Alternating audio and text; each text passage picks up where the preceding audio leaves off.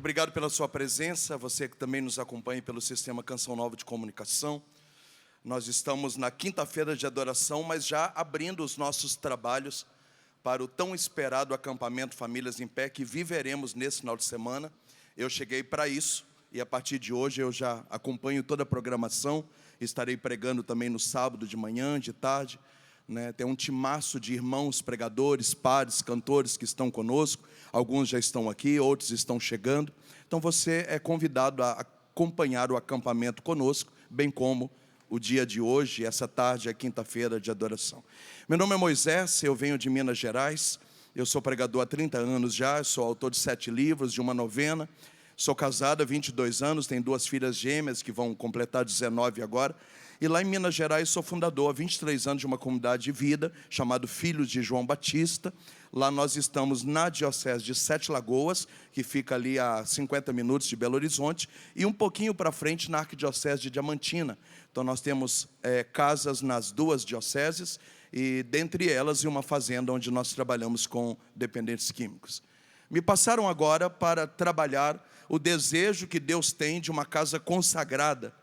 E o texto que me passaram é o livro das Crônicas, onde nós vamos trabalhar alguns conceitos bíblicos no Antigo Testamento a respeito de consagração de uma casa. Se você pode, pega comigo, é o 14º livro da Bíblia: Gênesis, Êxodo, Levítico, Número, Deuteronômio, Juízes, Josué, Ruth, 1 Samuel, 2 Samuel, 1 Reis, 2 Reis, 1 Crônicas, 2º livro das Crônicas, 14º livro da Bíblia, 2º livro das Crônicas, capítulo 7, versículo 15. Você que está em casa pode tomar também, a pregação fica gravada, você pode anotar e depois ler o texto inteiro. 2º Crônicas, capítulo 7, versículo 15. Acharam? Ninguém falou, então eu vou começar a ler. Então eu conservei os meus olhos abertos e os ouvidos atentos às súplicas que forem feitas nesse lugar. Escolho e consagro esta casa para que nela esteja o meu nome eternamente. Meu coração e os meus olhos estarão sempre nesse lugar. Quanto a ti, se agires de acordo comigo, como o teu pai Davi, fazendo exatamente o que eu te ordeno e cumprindo os meus mandatos e decretos, conservarei o teu trono real, como me comprometi com teu pai Davi. Não te faltará um descendente que governe a casa de Israel. Palavra do Senhor. Graças a Deus. Beija a sua Bíblia, vamos aplaudir a palavra de Deus, maravilhosa, maravilhosa. Para entender o que está acontecendo aqui, precisamos caminhar a partir de algumas propostas. O projeto da salvação passa por uma espinha dorsal. Essa espinha dorsal é composta de 4 figuras masculinas. Diga comigo, Abraão. A segunda figura masculina, diga comigo, Moisés. A terceira figura masculina, diga comigo, Davi. E a 4ª figura masculina que fecha o projeto, diga comigo, Jesus Cristo. Nós estamos na 3ª pessoa da espinha dorsal, Davi. Davi é tão importante, mas tão importante, que quando Gabriel foi anunciar à Santíssima Virgem que ela seria a mãe do Salvador, ele fez questão de dizer que o filho que ela ia gerar herdaria o trono do seu pai Davi. É por isso que na linhagem davídica, que chega até Jesus a partir de José, Jesus será chamado o filho de Davi. Davi é extremamente importante em todas as áreas. Ele é o único personagem da Bíblia a ser chamado o homem segundo o coração de Deus. Aparentemente ele é um homem completo. Por exemplo, Davi é o melhor músico que já existiu na Bíblia. Estima-se que dos 150 salmos, 73 tenha sido composto por ele. Ele era cantor, compositor de salmos, tocava como ninguém harpa, cítara e chofar. Politicamente um grande articulador, foi um grande rei, trabalhou muito o financeiro, o social, a organização da estrutura de Israel. Era alguém respeitado pelos juízes, pelos profetas, pelos sacerdotes, alguém politicamente muito competente. Falando dele como general, ao todo, nesses 30 anos que eu estudo Bíblia, Davi empreendeu 47 batalhas, venceu todas elas. Foi ele que trouxe a Arca da Aliança de volta para Israel, depois de 20 anos que ela tinha sido roubada numa guerra com os filisteus. Portanto, ele é muito bom como músico, ele é muito bom como governador, ele é muito bom como político, ele é muito bom como general, ele é aparentemente perfeito em todas as coisas, por isso que ele é o homem segundo o coração de Deus. Quem me ouve, diga amém. Só existe um pequeno problema: Davi falhou em uma área de sua vida. Davi falhou como pai. E quando a gente falha como pai, pode ser que a gente joga fora todos os outros adjetivos e aquilo que as pessoas enxergam em nós. No total, Davi tinha 21 filhos, 20 do sexo masculino e uma moça chamada Tamar. Em algum momento, Davi dispersou na educação dos seus filhos, e as coisas foi criando uma proporção tão grande, que a partir das falhas de Davi, o profeta Natan diz: eu sinto muito, mas o Senhor mandou eu te dizer, que a espada não se apartará da sua casa, vai haver morte no meio da sua família. Quando Davi perde o controle da sua casa, há uma paixão entre dois irmãos, uma coisa absurda, há uma incestualidade acontecendo debaixo das suas barbas. Davi perde o controle mais um pouco, então um irmão mata o outro. Absalão mata o seu irmão Aminon. Há um assassinato de família dentro da casa de Davi. E prostituição, e adultério, e problemas de caráter, problemas morais, e isso se torna algo tão grave, mas tão grave, que Absalão, um dos filhos de Davi, dá um golpe de estado em Davi, toma o trono do seu pai, coloca o seu pai na rua e acaba com todas as riquezas, com as provisões financeiras que Israel tinha naquele momento. Portanto, Davi é muito bom como general, ele é bom como rei, ele é bom como músico, ele é um homem de Deus. A Bíblia diz que mesmo quando ele pecou, o Espírito do Senhor nunca saiu dele, ele é um homem completo. Mas diga comigo, ele errou como pai. E por que errou como pai? A espada entrou na família de Davi. Se você abrisse a boca, eu ficaria muito feliz. Abre a sua boca, diga para quem está do seu lado: você está entendendo ou você não está entendendo? O detalhe é que agora Davi está no leito de morte.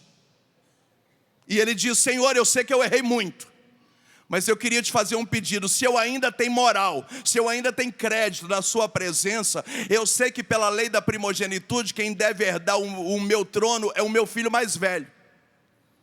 Mas o meu filho mais velho, Adonias, não tem um pingo de juízo. Por favor, quebra o protocolo e aceita colocar o meu filho mais novo.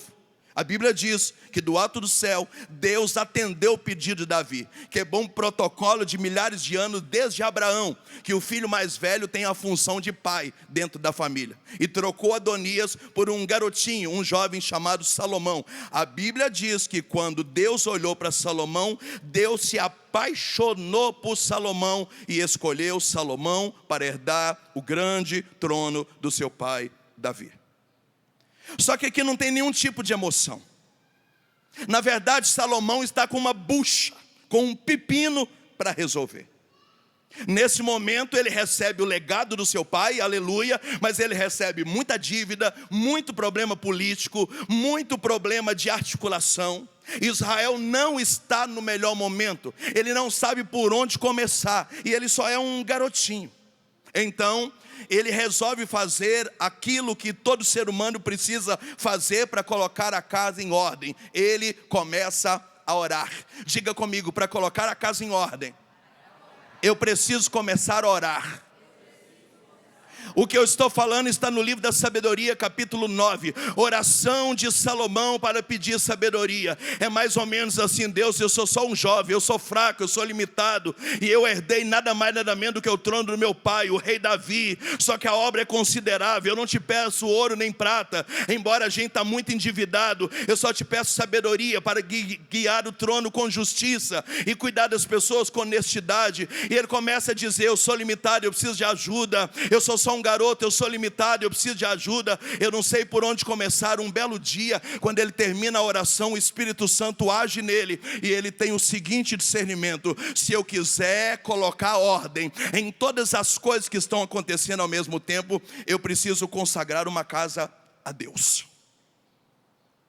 E a ideia é fantástica.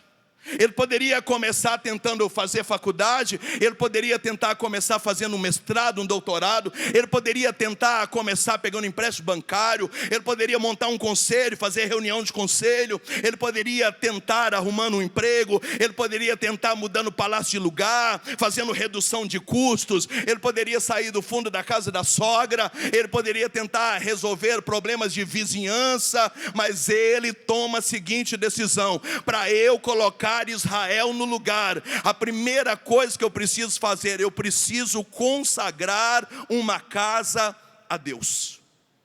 Então ele chama alguns consultores e diz: nós vamos construir uma casa para Deus. E todo mundo diz: nós não temos dinheiro. E ele diz: o resto do que temos, nós vamos construir uma casa a Deus. Então ele começa a construir o famoso templo de Salomão. E ele começa a trabalhar. E a Bíblia diz que à medida que ele começa a trabalhar, ele vai prosperando. A Bíblia diz que o chão começa a brotar ouro. E ele vai fazendo, mesmo quebrado financeiramente, um governo e uma construção de um templo banhado a ouro. E as coisas começam a funcionar. E um belo dia a casa fica pronta. Israel não está entendendo nada. Tem gente querendo dinheiro, tem gente caçando empréstimo, tem gente caçando verba, tem gente querendo construir, outros querendo oportunidade. O povo está pedindo emprego. Salomão, um garotão que reza, não está preocupado com outras coisas. Ele entendeu que a prioridade nesse momento era consagrar uma casa a Deus. Diga comigo: Senhor Jesus, a minha prioridade agora não é outra coisa a não ser consagrar uma casa a Deus. Bate no seu peito e diga: eu vou consagrar uma casa a Deus. Diga para quem está do seu lado: você precisa consagrar uma casa a Deus. Chegou o dia da consagração da casa. Diga aleluia. Salomão perguntou: quantos bois a gente tem? O vaqueiro disse: a gente tem 1000 cabeças. E quanto meu pai tinha? 100.000 cabeças. Significa que 1.000 bois não dá para nada? E o vaqueiro falou: 1000 bois não dá para nada. Ele disse: então nós vamos sacrificar os 1000 bois na montanha e oferecer o sangue dos animais pela consagração do templo. E enquanto o sangue dos animais é derramado, todos os animais, os sacerdotes incensarão a porta do templo. A prioridade para reconstruir agora é consagrar uma casa a Deus. Então começa o rito. Os músicos começam a tocar, os sacerdotes começam a incensar, e à medida que o louvor vai subindo, diga aleluia, o incenso também vai subindo, diga aleluia. Então o sacerdote sacrifica as 1000 juntas de bois, e de repente o sangue começa a escorrer pela montanha, e no meio daquele fenômeno chamado consagração da casa a Deus, uma visita ilustre aparece. Deus vem pessoalmente na inauguração da casa, e diz aquilo que nós lemos, que é o tema da minha pregação. Deus disse assim: já que a prioridade é consagrar uma casa a mim, eu fiquei tão feliz que eu quero dizer-lhes uma coisa. : parágrafo, travessão.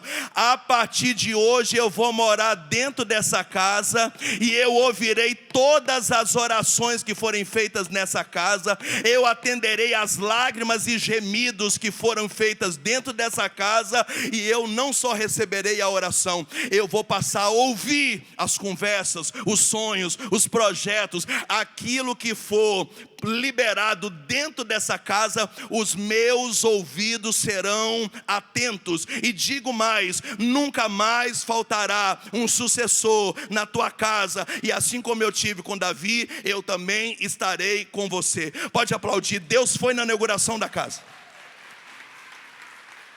Essas palmas foram ridículas. Deus foi na inauguração da casa. Pode aplaudir. Deus foi na inauguração da casa. Aplaude, aplaude. Deus foi na inauguração da casa. Se eu terminasse a pregação aqui, você já entendeu tudo.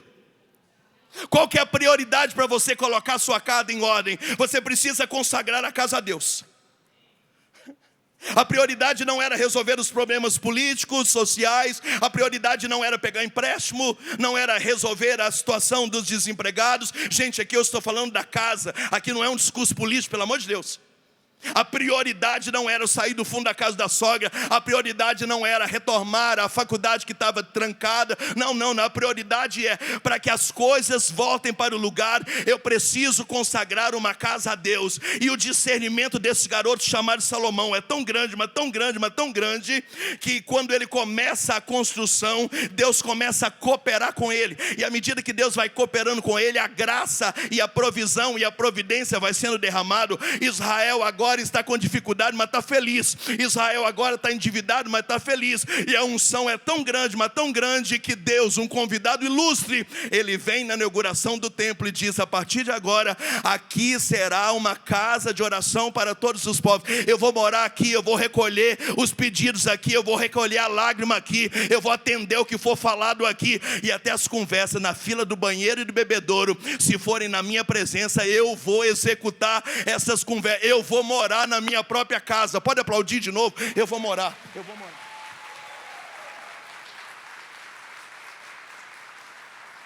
A primeira coisa que você precisa saber, que você começou a reconstrução da sua casa ao contrário.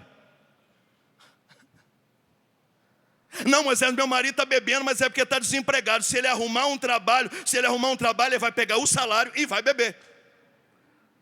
Você não começa a reconstrução da casa arrumando um trabalho. Você começa a reconstrução da casa consagrando a casa a Deus. Não, Moisés, a gente está brigado muito. É porque assim, ele fica uns dias na fazenda, uns dias aqui. E justo esses dias, por causa de problema de saúde, ele está ficando muito aqui. Mas assim, a hora que ele ficar mais na fazenda, a gente para de brigar. Não. Você está construindo ou reconstruindo o processo ao contrário. Você está preocupado com o financeiro, com o material, com o jurídico, com a logística, com a organização, com o conforto. Você está preocupado com o carro. Alguns fazendo aposta, pensando em ganhar na Mega Sena. Outros lutando para ficar rico, pensando em investimento. Enquanto você vai tentando reconstruir a casa de Israel, que está em ruína desse jeito, a casa não se comporta, porque o segredo está assim.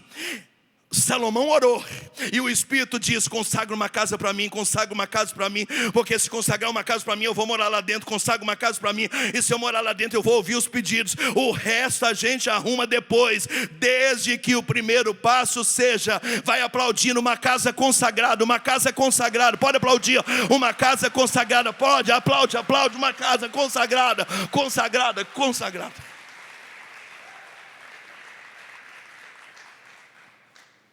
Só que agora eu vou falar umas coisas que talvez você nunca ouviu e eu preciso falar. Diz: fala, Moisés. Talvez você ache que consagrar a sua casa é ir lá, jogar água benta, rezei um texto. Eu falei: Nossa Senhora, agora a minha casa é da Senhora. Ai, a minha casa agora já está consagrada. Talvez você escuta os pregadores dizendo: tem que rezar, vai para a igreja, queira vergonha, vai para a igreja. A consagração dessa casa aqui não era só rezar. Fala para quem está do seu lado: a consagração dessa casa aqui. Oh meu Deus, me ajuda, me ressuscita nessa hora para eu não morrer aqui. Diga comigo: a consagração dessa casa aqui não tinha nada a ver com rezar. Tinha a ver com posturas e comportamentos. Vem comigo, vou te dar uma aula de judaísmo agora. Esse templo aqui tem 2 altares. O primeiro altar, o altar da palavra, a liturgia da palavra, o ambão. E o segundo altar era o altar do sacrifício, o altar da oferta, da oferenda. Para dizer que essa casa de oração, onde Deus mora e ouve tudo que é feito aqui, diga aleluia. Para que essa consagração seja válida, não era só acordar de madrugada para rezar. Era ter um altar da palavra e um altar eucarístico. Diga comigo: altar eucarístico. O tempo se passou, nós somos católicos, diga amém. Na sua paróquia tem quantos altares? 2. Um altar da palavra, um ambão.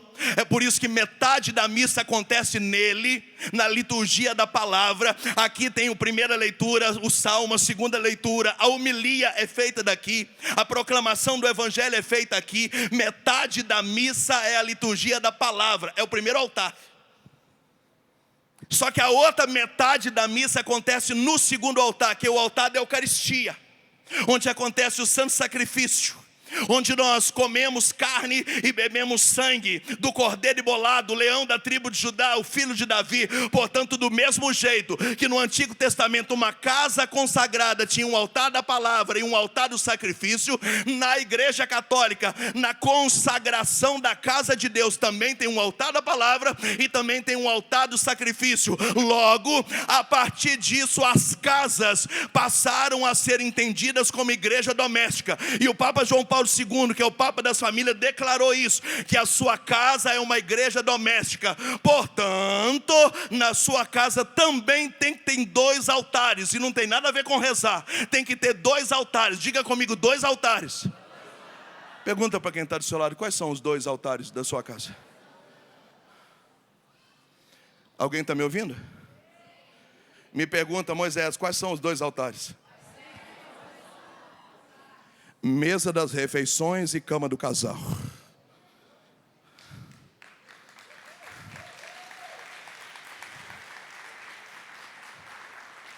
Eu não mandei você rezar nem ir para a igreja, diga amém?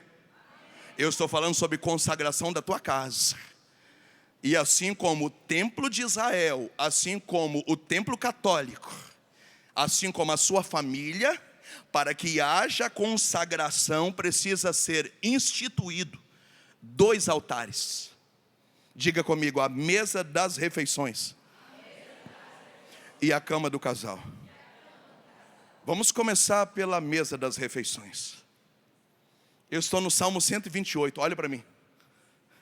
Quem senta na ponta da mesa da minha casa? Eu. E na minha direita está minha esposa, que é uma videira fecunda, e os meus filhos são rebentos de oliveira ao redor da minha mesa. Eu estou salvando casamentos e famílias apenas mandando que tenha uma mesa onde se senta para comer dentro de casa. Qual que é isso? O ambão da palavra. Você ficaria satisfeito de ir na missa e a missa começar já na liturgia eucarística? Não. Você precisa de uma homilia, você precisa de uma pregação. Você precisa escutar a primeira leitura, a segunda. Estou falando de uma liturgia de final de semana. No meio de semana é uma leitura só, claro, mas no final de semana, no Santo Dominus, no domingo, que é o dia do Senhor, primeira leitura, salmo, segunda leitura, proclamação da palavra e a homilia bem feita. Então, quando nós vamos à missa, nós não queremos só comungar, nós também queremos beber do altar da palavra.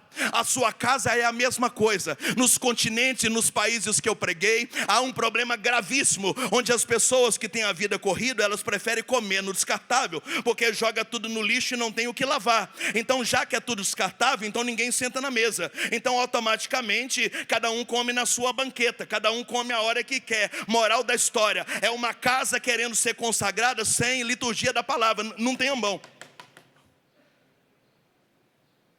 Então eu sou o homem da casa.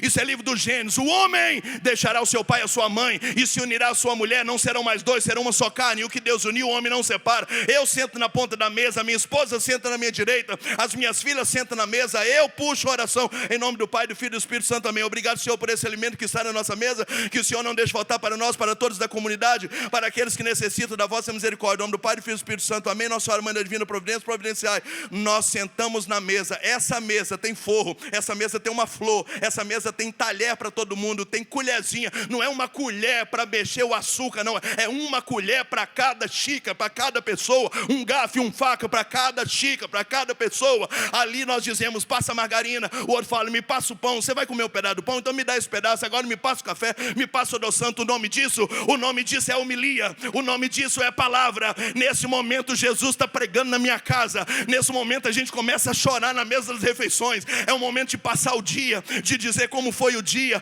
ou de dizer como vai ser o dia. Nesse momento Jesus está sentado na mesa com uma santa ceia, e Ele está pregando para a gente, Ele está curando a nossa casa, a gente está se amando, a gente está confraternizando. Se você não tem uma mesa para fazer refeição, se você não senta na mesa para fazer refeição, então não tem como você consagrar a sua casa, porque está faltando um altar. Pergunta para quem está do seu lado: você está entendendo ou não está entendendo? Metade não abre a boca. Vocês estão entendendo? Você está entendendo, Eliana? Por favor, me ajuda. Já quebrei até um copo para tentar dar o recado aqui. Alguém me ouve? Se você não tinha pensado assim, azar é seu, agora eu estou te contando tudo. Qual que é a sua meta para 2025? Ter uma mesa na sua casa. Vende a televisão, vende iPhone, vende sofá, porque nada disso é útil, e põe um ambão da palavra, onde vai haver a palavra curando, libertando, formando, disciplinando, consagrando. Jesus vai sentar na mesa da tua casa, vai catequizar vocês, vai curar vocês. Na sua casa não terá carência, não terá gente depressivo, não terá gente trancado no quarto, não terá gente comendo, esquentando comida no micro-ondas a hora que quer, porque mesa não é lugar de iPhone, não é lugar de ir com fone no ouvido, não, nem televisão lugado, é lugar da Eucaristia, é altar da palavra, é consagração. Pode aplaudir, é consagração.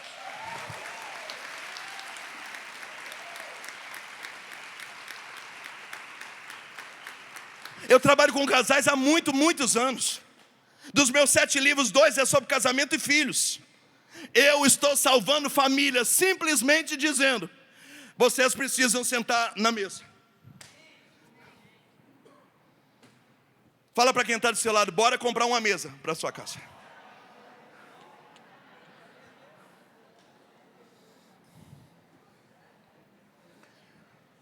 Eu sei que a vida é corrida.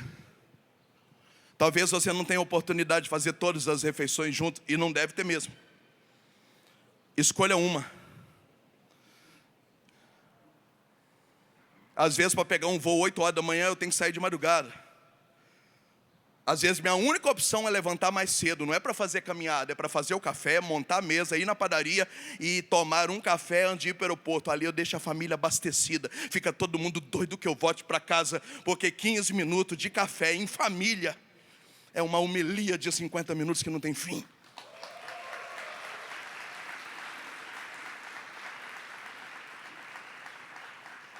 Fala para quem está do seu lado: a mesa da sua casa está uma farofa.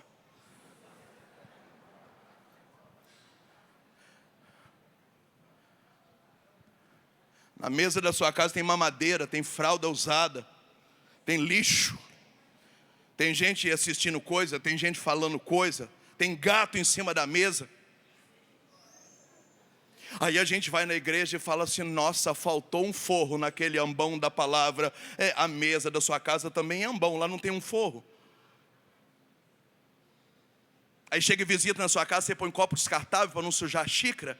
Ou então aí você vai tirar xícara e talher novo que você ganhou há 20 anos atrás no chá de panela. Por que você coloca coisa bonita quando chega visita e não tem coisa bonita segunda, terça, quarta, quinta, sexta, sábado, domingo para a sua família que está dentro da casa?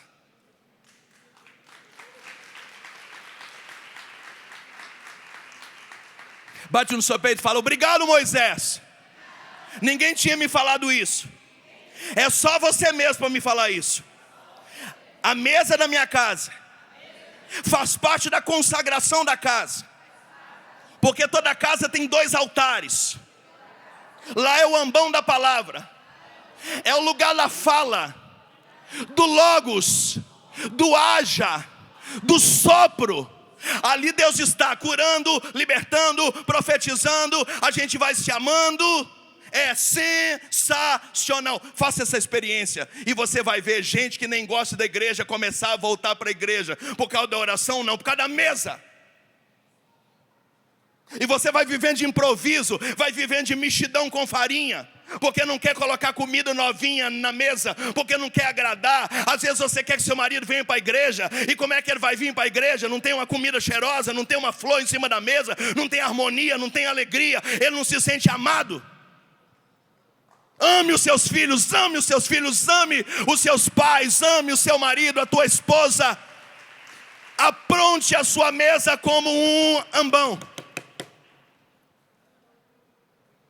Então não adianta você dizer, eu consagro a minha casa. E Deus fala, consagra não tem mesa. Se não tem mesa, não tem casa. Pergunta para quem está do seu lado, tem mesa lá na tua casa? Abra a boca, igreja, tem mesa na tua casa ou não?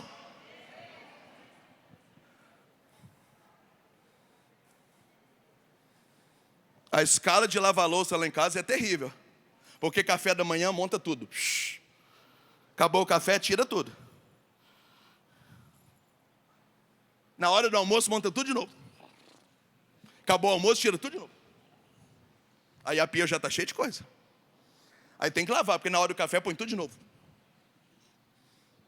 E se a gente comer 10 vezes vai ter xícara para todo mundo, pratinho para todo mundo, colher para todo mundo, faca para todo mundo, o leite que um gosta, o Toddy que a outra gosta, o café que o outro gosta, o café de maquininha que o outro gosta, quem gosta de açúcar tem açúcar, quem gosta de adoçante tem adoçante. O que é isso? É o altar da palavra.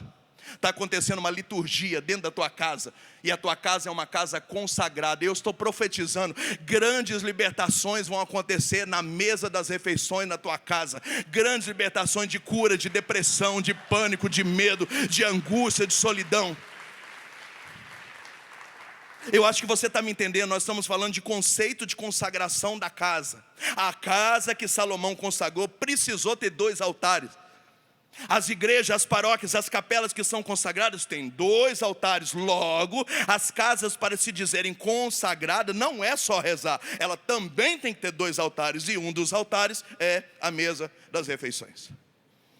É claro que alguns de vocês estão com um problema nas mãos, porque a vida inteira ficou a Deus dará, cada um come a hora que quer, e até se acha isso bonito. Eu que não estou preocupado com nada, cada um que se vire.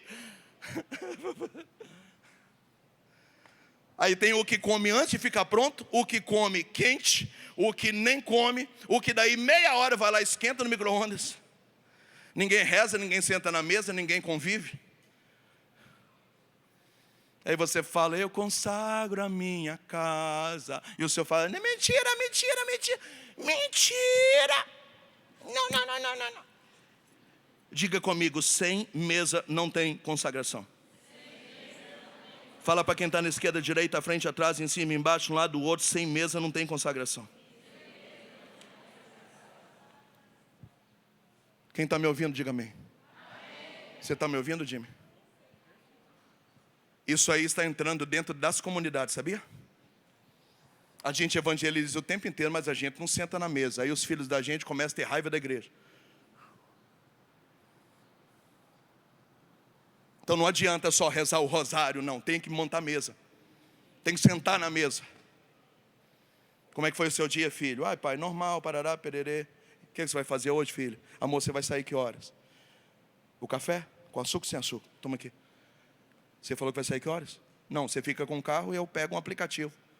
Aí você já leva ela. Você vai agora, filho? Me passa o pão, por favor. Quanto tempo que dura uma sentada na mesa lá em casa? Meia hora. Vale tanto quanto meia hora de adoração ao Santíssimo. O nome disso é consagração da casa. E a gente não consegue calar a boca. A gente entra na casa das pessoas, tem rádio ligado e TV ligada, tudo ao mesmo tempo. E aí fica uma disputa, você não consegue conversar. Parece que o silêncio incomoda a casa da gente. Como que é difícil desligar a televisão na hora da comida. Como que é difícil. Como que é difícil não levar celular para a mesa. Se eu sou padre, eu fico louco se eu estou fazendo homilia e os telefones tocando. Você ficaria louco com o padre fazendo homilia e só um pouquinho, gente. Oi, não estou fazendo homilia aqui, eu estou na missa. Não, depois na missa te ligo. Então, gente, conforme a gente estava falando, você ia ficar feliz. É o que acontece na mesa da sua casa, quando todo mundo fica com o celular na mão. É uma palavra que não chega, uma consagração que ninguém entende. Eu preciso mudar de assunto que meu horário está acabando. Diga para quem está do seu lado, uma grande libertação vai acontecer na sua casa quando você consagrá-la através do primeiro altar. Abra a boca, gente. E o primeiro altar é a mesa das refeições. Você tem dinheiro? Troca de celular não, compra flor, compra talher novo, compra negocinho de pôr açúcar novo. Compra adoçante de boa qualidade, que ninguém merece usar adoçante de péssima qualidade. Compre flores. E o que vai acontecer? Olha para mim e prepara para aplaudir. Olha o que vai acontecer. O Senhor vai dizer: já que consagrastes a tua casa a mim, a partir de hoje, eu vou morar nessa casa e vou ouvir os pedidos, as lágrimas, os gemidos que são feitos nesse lugar. E quando vocês saírem da mesa e estiverem no banheiro, eu também escutarei as coisas que são faladas no banheiro. A partir de hoje não faltará sucessão nessa casa. Assim como eu estive com Davi, estarei com você, com os filhos dos seus filhos e os parentes dos seus filhos. A partir de hoje, essa casa será uma casa consagrada de oração a mim.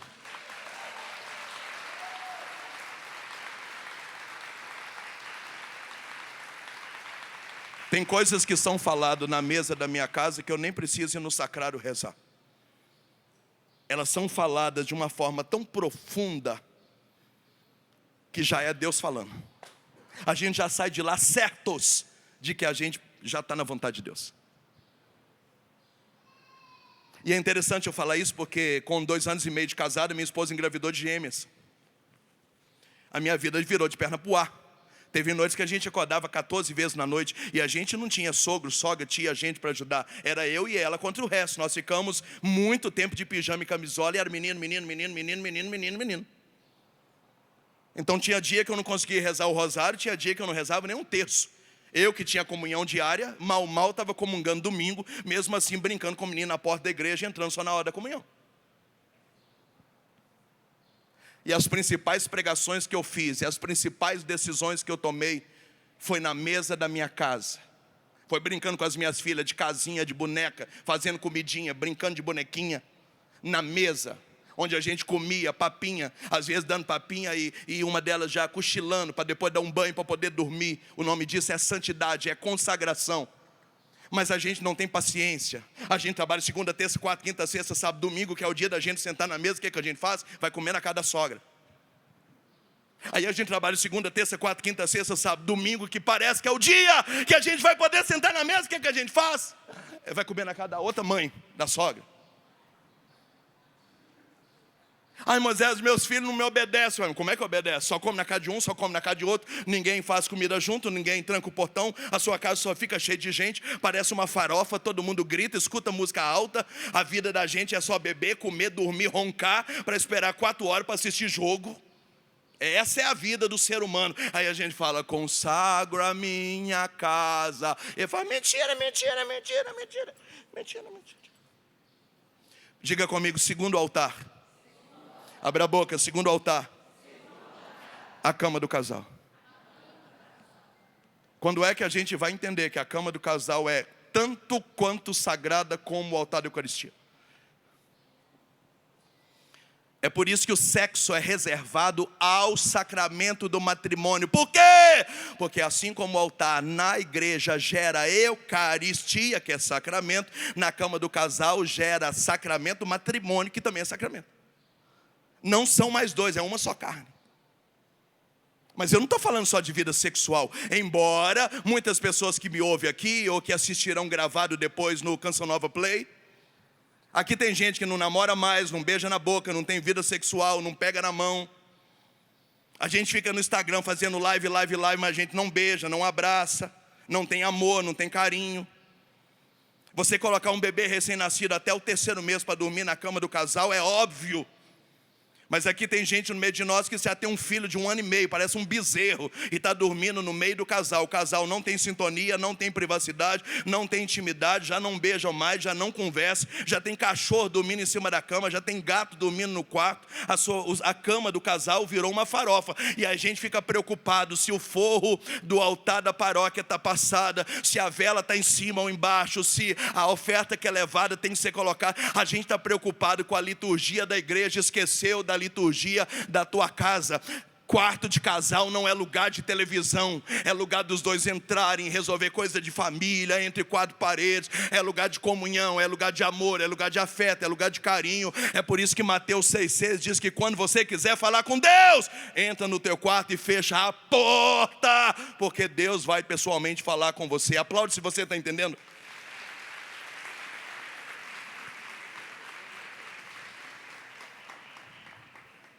Aí do jeito que você levantou hoje, a sua cama já está pronta para de noite.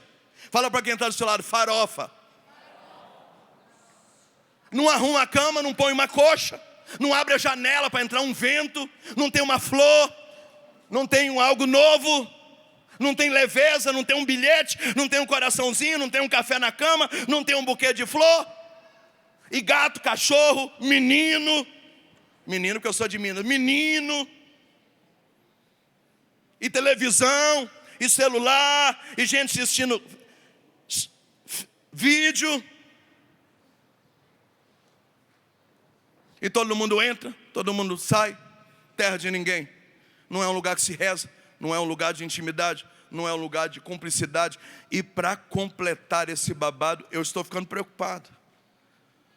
Porque a carta aos Hebreus, que é desse tempo aqui, ó, falando sobre liturgia do Antigo Testamento, diz que o leito conjugal é cama, deve ser imaculado, e os homens prestarão culto da prostituição que houver no leito.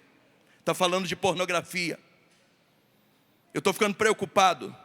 O ser humano está muito doido.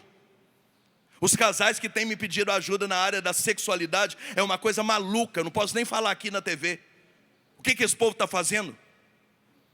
De prostituição, de troca de casais, de colocar outro na cama, de namorar com o outro olhando. O povo está muito louco, muito louco. E a carta aos Hebreus, falando sobre consagração da cama do casal, diz que o leito conjugal deve ser imaculado, puro, como o altar da Santa Missa. E se a gente levar a prostituição para a cama do casal, nós vamos prestar conta disso, porque o leito tem que ser imaculado. E a minha preocupação é que o espírito da prostituição, da pornografia, entrou sobretudo na cabeça dos homens. Quantas mulheres têm pedido ajuda? Moisés, o que eu faço? Olha o que o meu marido está propondo e me ameaça. Eu falo, vamos chamar a polícia para esse miserável. Fazer novena na Nossa Senhora do Desterro, para ver se ele morre e a senhora fica viúva. Porque para aguentar um homem desse, que às vezes é até da igreja, fazendo propostas malucas para manchar o leito conjugal. E o casal vai prestar conta, porque o leito conjugal, a cama do casal, é tão pura quanto o altar da sua paróquia. O que acontece no altar da paróquia é liturgia eucarística. E o que acontece na cama do casal é liturgia matrimonial. Pode aplaudir, pode aplaudir. Yeah!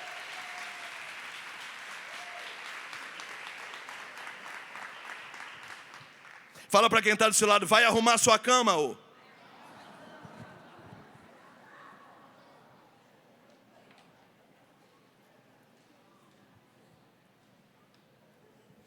A partir de hoje você nunca mais vai deixar a sua cama farofada. Fala para quem está do seu lado, está uma farofa a sua cama.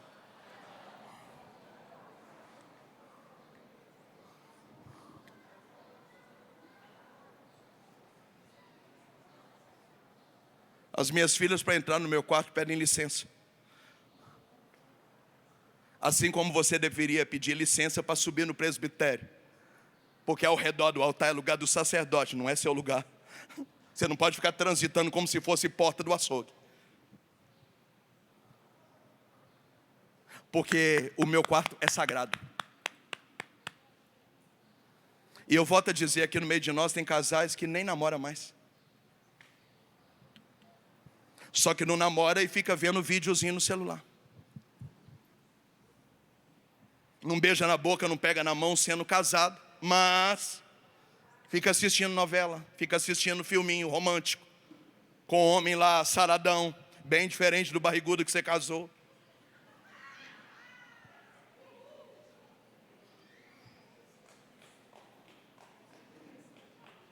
Alguém precisa falar essas coisas e sou eu. Fala para quem está do seu lado, para consagrar sua casa. Abre a boca, igreja, para consagrar sua casa. Tem que consagrar o segundo altar. Faz parte da consagração da casa. consagrar um segundo altar. E esse altar é a cama do casal. Metade da Santa Missa acontece no altar da Eucaristia. Metade da Santa Missa acontece no altar da palavra. O altar da palavra é a mesa das refeições. E o altar da Eucaristia é a cama do casal.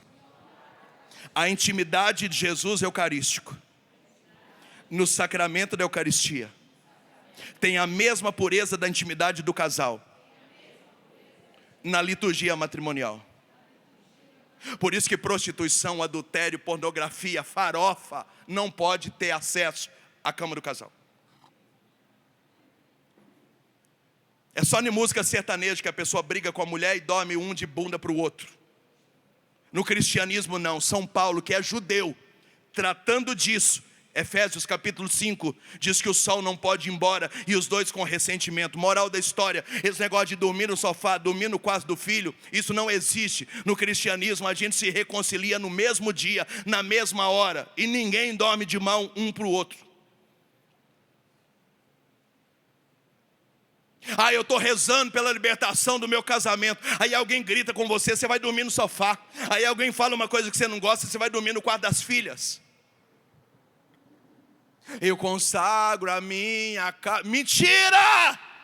Volta para o teu leito, conversa com a tua esposa, conversa com o teu marido. Resolve o problema de hoje. O problema de hoje não pode durar até amanhã. Vocês não podem dormir brigados um com o outro. Se resolva.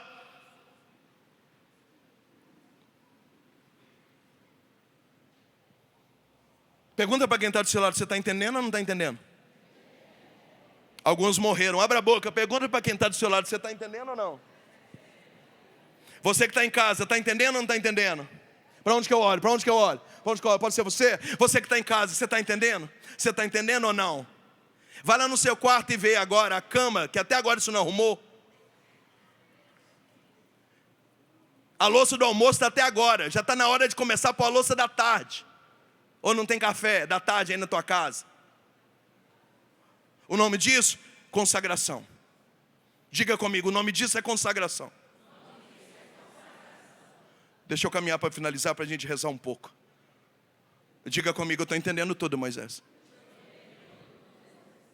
Salomão, diante de tantos problemas, resolveu consagrar uma casa a Deus. Diga amém. E para fazer a consagração, teve que erigir 2 altares. Amém? Na igreja católica é a mesma coisa, nós consagramos um templo a Deus com 2 altares. Altar da palavra, altar da Eucaristia, amém, queridos?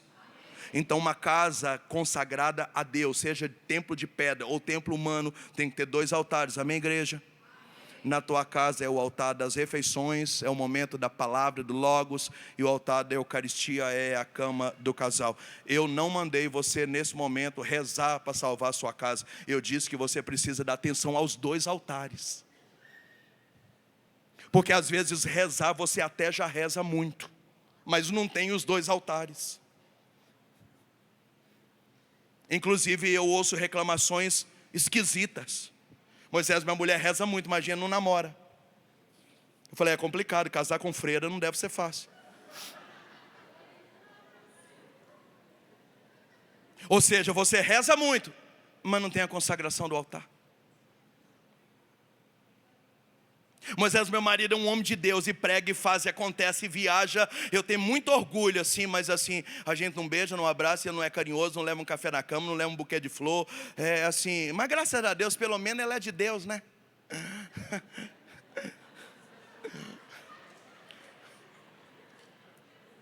Que marido esquisito é esse, meu Deus? É um marido que sopra no microfone e todo mundo, mas não tem um altar. É por isso que a minha pregação não é mandar você rezar. A minha pregação é, vai organizar os 2 altares. Aqui no nosso meio tem casal, tem marido, tem esposa, tem casais separados, que precisam rever esses altares. Aqui tem jovens, tem gente caminhando para o noivado, já precisa entender como é que funcionam os altares. Eu estou, na verdade, te dando um para casa, um dever de casa. Diga amém quem está recebendo isso. Amém. Voltando para casa, você tem 2 altares para colocar em ordem. Fica de pé, vamos orar. As meninas vão nos trazer uma canção. Dá um abraço a quem está do seu lado e fala, é sobre isso. É isso que ele está falando.